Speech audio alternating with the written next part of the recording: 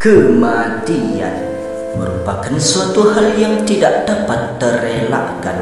Dimanapun kita berada, kemanapun kita melangkah, yang namun kematian itu pasti akan datang menemui kita.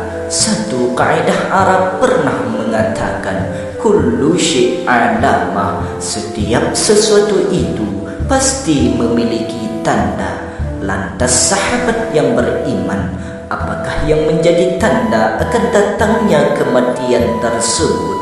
Oleh karena itu, pada kesempatan kali ini, marilah sejenak kita mendengarkan satu kisah dengan judul 3 utusan malaikat Israel kepada Nabi Ya'qub alaihissalam menjelang kematian.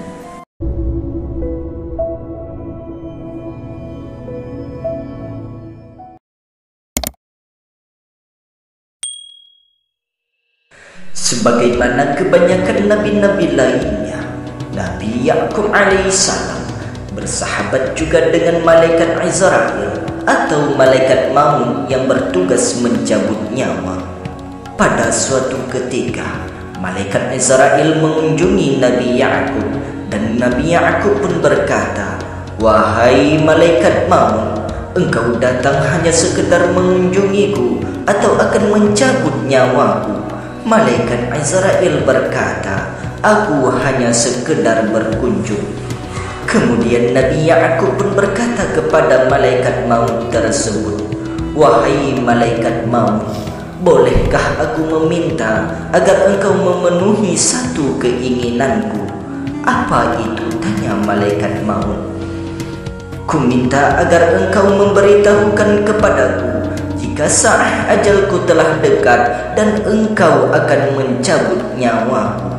"Baiklah," kata malaikat Israel, "aku akan mengirimkan kepadamu 2 atau 3 utusan jika saat ajalmu itu telah dekat."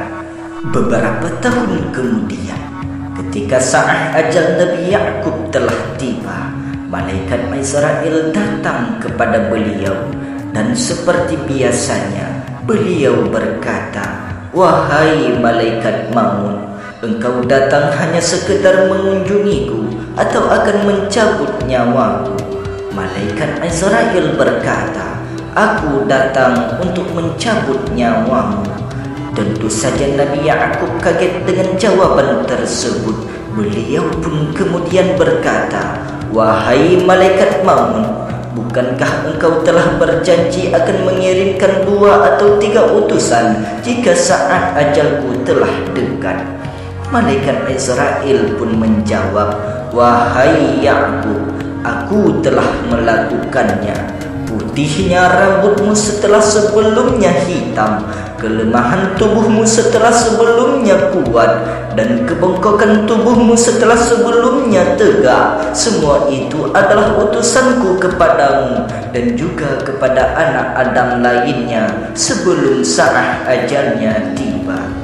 Sahabat yang beriman, itulah 3 utusan malaikat Israel kepada Nabi Ya'qub alaihissalam, dan juga bisa menjadi tanda akan tibanya kematian bagi kita selaku anak cucu Adam.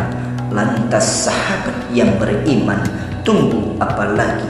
Marilah kita persiapkan diri untuk menuju kematian, karena pada hakikatnya kehidupan di dunia bukanlah tempat untuk tinggal, tapi tempat untuk ditinggal. Semoga kita berada dalam taufik dan hidayahnya Allah Subhanahu wa ta'ala yang selalu mempersiapkan diri untuk menuju kematian, dan semoga saja Allah selalu meridai kita dalam setiap langkah dan perbuatan kita.